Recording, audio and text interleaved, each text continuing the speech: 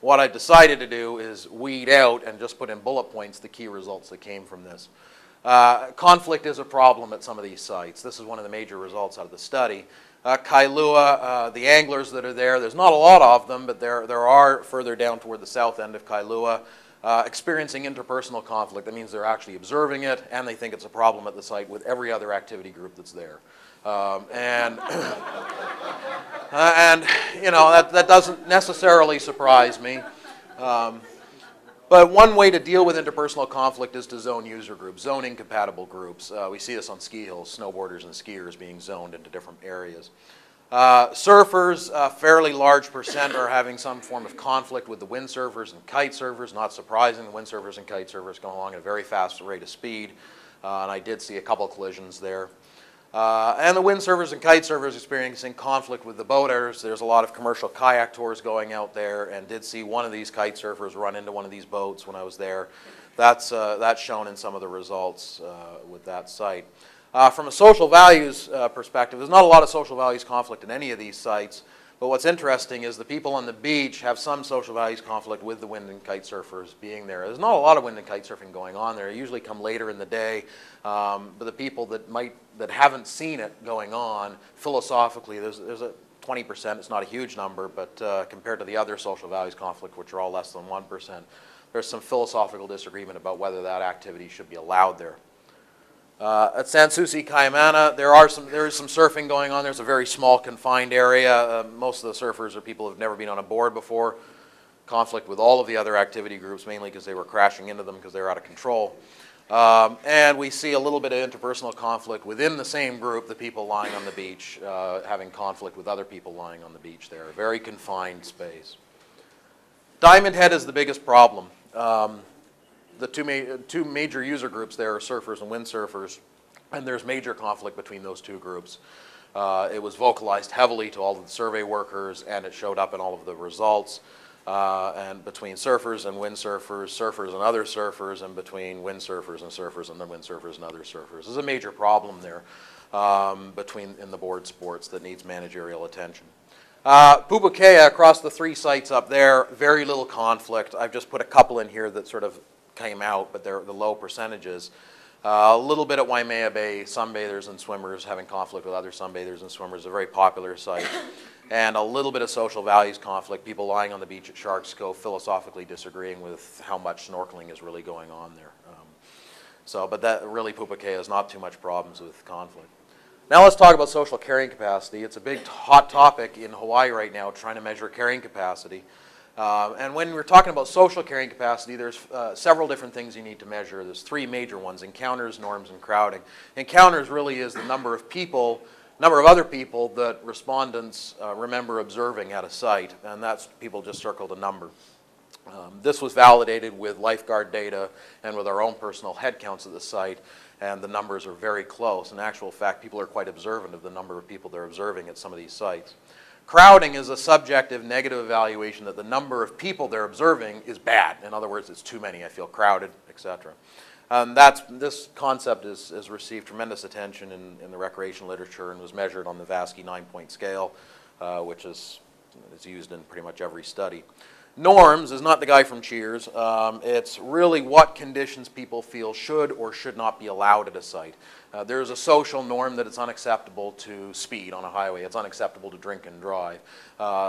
We basically take the same kind of concept and find out what people feel is acceptable or unacceptable in a recreation condition. And what's the maximum number of people that you'd accept or tolerate seeing? And I've just put Kailua Beach Park in as an example. The surveys were tailored to the sites. What we found with encounters, the busiest site was Waimea Bay by a mile. Kailua Beach, second busiest. The least busiest was Diamond Head Beach Park. These numbers match from head counts as well. Crowding, Sharks Cove was the most crowded, and Sans Souci Cayamana the second most crowded. Those two, I mean, those numbers, 50+% crowding, it's not great, but I've seen a lot worse in recreation sites. When it gets up to 70%, there's a real problem. But they're approaching capacity based on that. And then norms, the only really point I want to make out of this is what people would tolerate. These numbers are all higher than encounters. In other words, people will tolerate more than they're encountering. So that's actually a good thing. Now I want to march through the more important table is comparing norms to encounters and what people will tolerate versus what they're actually encountering. And I'm going to break this down and talk about each site. At Kailua Beach, for example, 75% of folks at Kailua are encountering fewer people than their maximum tolerance. That's a good thing for managers. And I mean, if it was reversed, people were encountering more than their maximum tolerance, they're either going to leave, they're going to get mad, whatever, they're going to be dissatisfied. So this is actually a good number. And we can see here, I don't know, with the red, this number is 36, this number is 37. Those are the two worst sites, but really those numbers are not that bad. But again, Sharks Cove and Sans Souci. So if there was any message coming out of this, so Sharks Cove and Sans Souci are approaching social carrying capacity, but they're not there yet, based on the study. I'm not going to spend too much time on this other than to say that people that are encountering more than their maximum tolerance felt more crowded than those encountering less than their maximum tolerance. So that makes sense. If you go to a site and you encounter more people than you'll tolerate, you're probably going to feel more crowded than if everything was fine. Now let's talk about facility carrying capacity measured in a similar format for 6 different facilities at each site. The number that people encountered, remembered seeing, norms, the number that people think should be at the site, the actual number that are at the site, and satisfaction with conditions.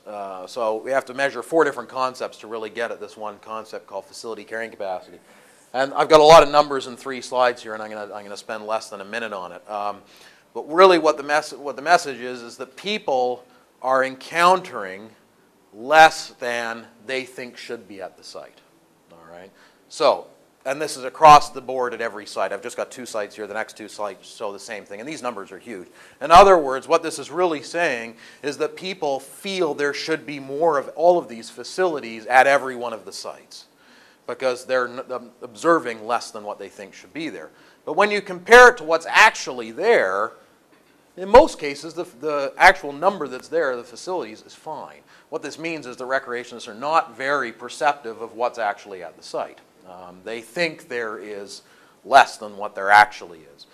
There are, however, some problems. The numbers in red on this column are the most important to look at, and this shows that at Kailua Beach Park, people think there should be more park benches than there actually are. There's only 4. There's lots of picnic tables. People want more park benches. Fine. No problems for facilities at Sans Souci.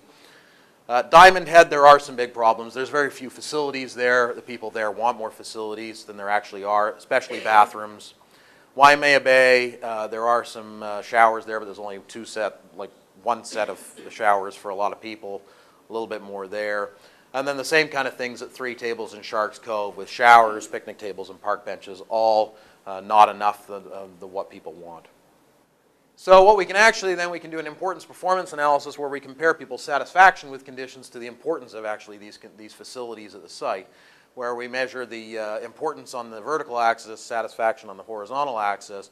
And managers tend to love this, and the one thing to focus on is this quadrant here, which is things that are really important to people, but they're really annoyed with these things, and they're dissatisfied. Things that are really important and they're satisfied, that's great, no problem. Kailua, you can see here, everything's important to everyone at Kailua, but they're satisfied with these things. So they want all the goodies there, but they're satisfied with them, so nothing particularly dramatic out of that. Sans Souci, Kaimana, same kind of thing. Diamond Head Beach Park, they're quite dissatisfied with the bathrooms, and they're important. There are no bathrooms there. So one particular thing for managers to focus on. Waimea Bay, this is not a shock, parking. There is parking, but it's very hard to find a spot unless you get there early. Very important to people, and people are dissatisfied with that. Certainly a focus for managerial attention. 3 tables, showers, there are none. People are dissatisfied with the fact that there are none there and would like them. And no real problems at Sharks Cove. So these are actually pretty good results. The last thing I want to focus on is the managerial strategies. And to me, this is the most interesting and the most complex part of the analysis.